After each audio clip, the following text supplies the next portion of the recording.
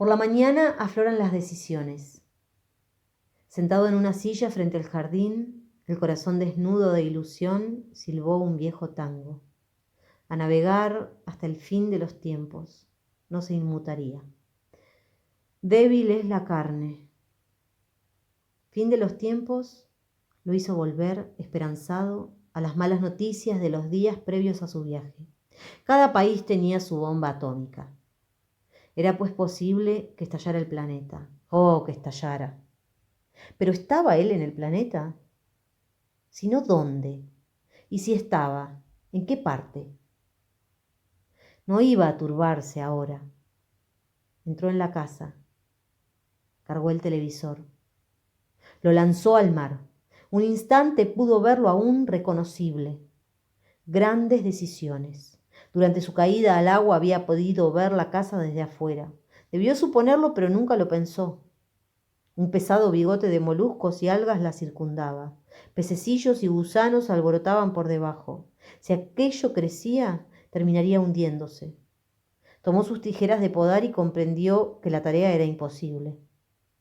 Para podar en los bordes tendría que meterse en el agua. La parte inferior era de cualquier modo inalcanzable. Y en cuanto al jardín, no se atrevía a pisarlo, vaya que se desprendiera. Perfectamente. Guardó las tijeras. Pesca y biografía, decidió. Pesca y náutica, sonrió amargamente. Era el nombre de un club de la laguna de Chascomús. Había ido con otros jefes de la empresa a comer pejerreyes en el año 52. No le gustaba el pejerrey, había dicho. ¿No le gustaba el pejerrey? Era vegetariano. ¡Era vegetariano! Solo faltaba que hubiera dicho que no le gustaba la pesca ni la náutica. Bien. En esto estamos por ahora. Dio unos golpecitos con los dedos sobre la mesa, como era costumbre en el despacho. Profesión, navegante. Sonrió. Comisuras hacia abajo, tras las barbas. Se había acostumbrado a pasar las manos por ellas como los patriarcas. Era una sensación sumamente agradable. Las había desenredado, una tarea difícil de olvidar, y las peinaba cada día. En cambio, recortaba el pelo de la nuca. No olía muy bien, hay que decir.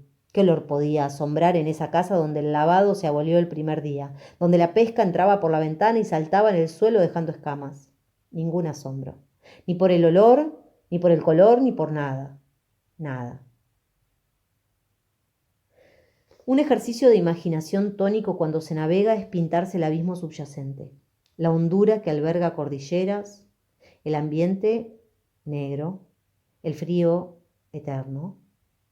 Ante él resultan placenteros el salpicar, lo cristalino y la luz de la superficie.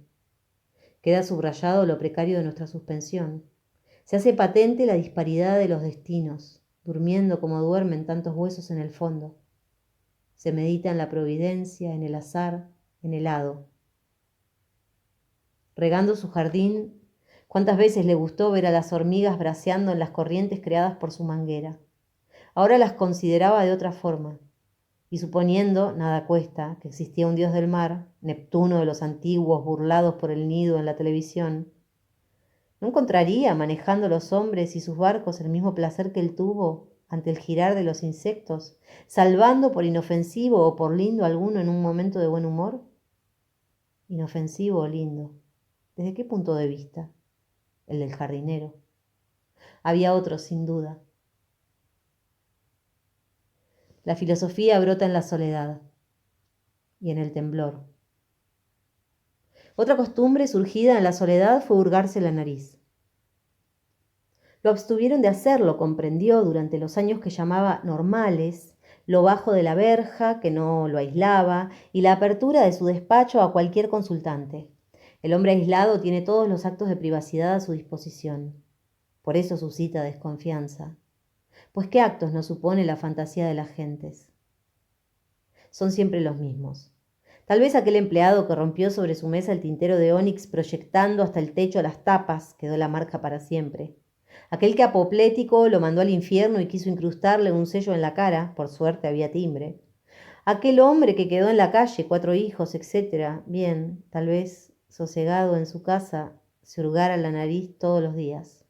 O la señorita que le dijo gusano, muy nerviosa como señorita, es verdad. A lo mejor se estudiaba el ombligo como él ahora que vivía desnudo. O contaba los dedos de los pies, entidades individuales si las hay. Mientras pescaba vio una vez como la sombra de una nube. El cielo estaba limpio. ¿Qué gigante se había deslizado por las aguas? Dejando la pesca salió a la vereda. Contempló los copetes de espuma repitiéndose como los merengues en la plancha del confitero. Alzó los brazos y alabó al dios del mar.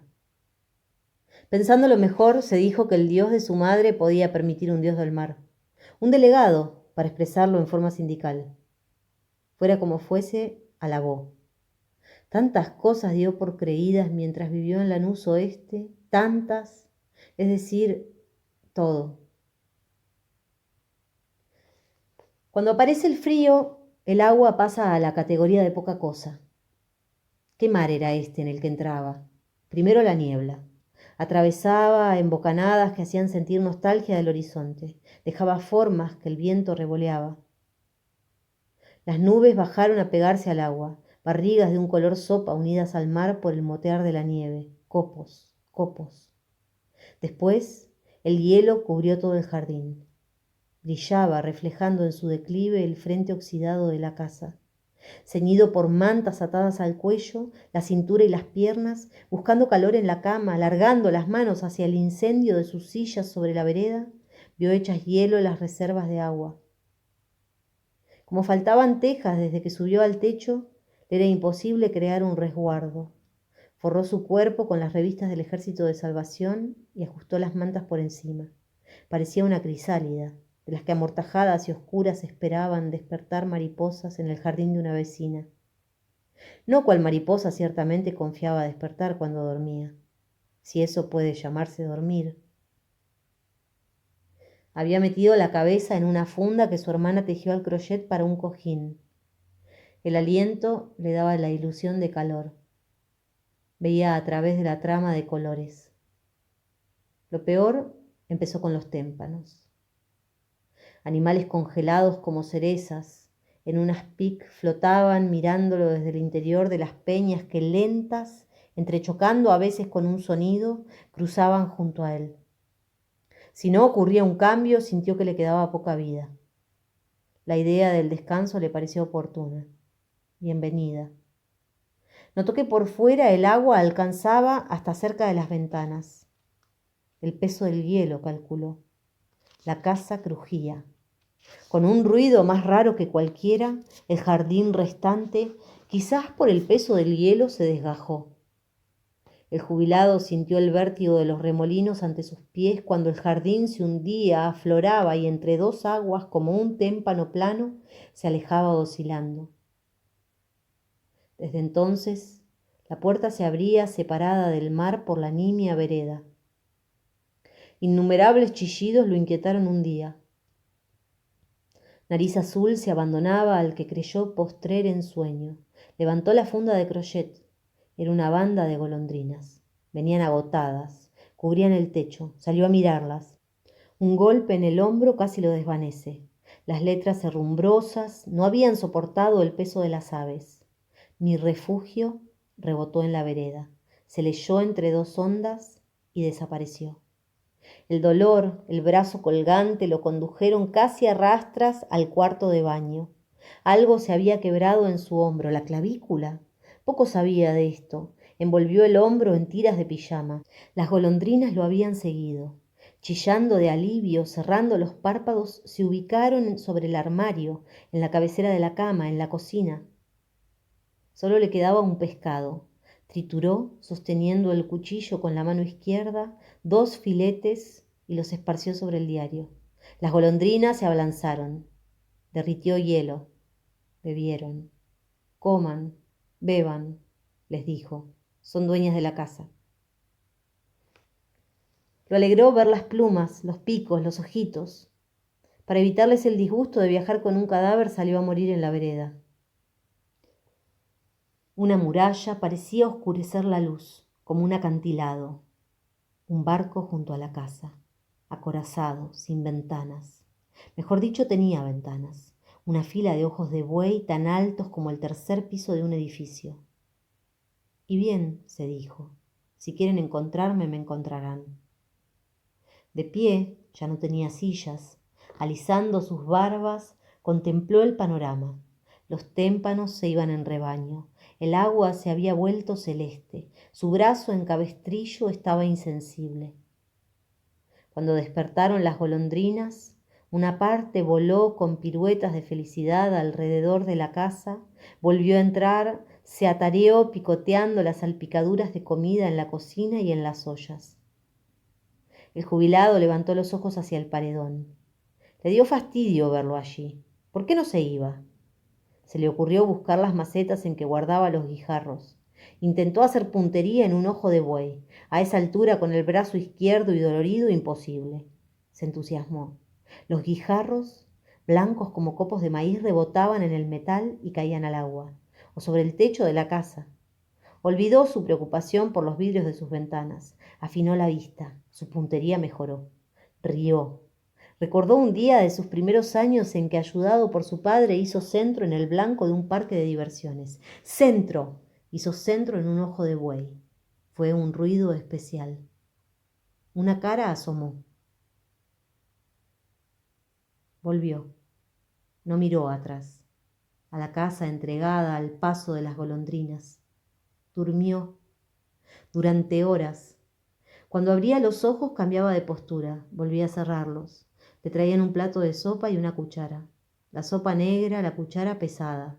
El vapor entraba por su nariz. La sopa descendía. Obraba su reconstrucción. Arrebujado en las barbas soñaba, a veces que su casa crujía en el hielo, a veces que el jardín bullía de gardenias y de margaritas y un vecino venía a hacerle firmar un petitorio para el intendente, a veces que el balanceo lo hacía rodar de la puerta a la mesa. Entonces abría los ojos y notaba que en efecto el mar se movía más de la cuenta, pero él estaba en un camarote, con una lamparilla en un rincón. Volvía a cerrar los ojos, volvía a dormir. Más adelante, acurrucado en la cubierta, solía ver estrellas. Una vez distinguió la Cruz del Sur. Lloró. Otro día vio la ciudad de Buenos Aires envuelta en bruma.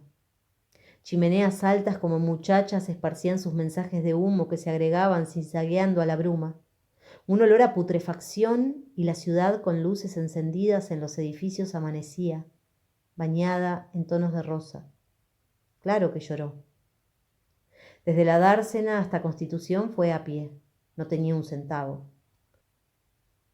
Del regreso en tren, es natural decir, incomodó a los pasajeros por la apariencia y el olor. En su calle faltaba el agua una vez más. Allí estaba su casa. En fin, el solar de su casa. Ortigas. Pulquérrimos vecinos le cerraron la puerta en las barbas. El protestante, en cambio, compartió con él sus papas y su lata de sardinas. Comió solo las papas. Sobre la mesa se alineaban los números de la revista. «Estoy a cargo de la sección humor», dijo el vecino. Una catarata de lágrimas inundó la cara, las barbas que tenía delante. Nunca había visto cara tan extraña, arrugas como esas. Le consiguió un puesto en los comedores del Ejército de Salvación. Allí tuvo su plato de sopa cotidiano. Lo tiene todavía.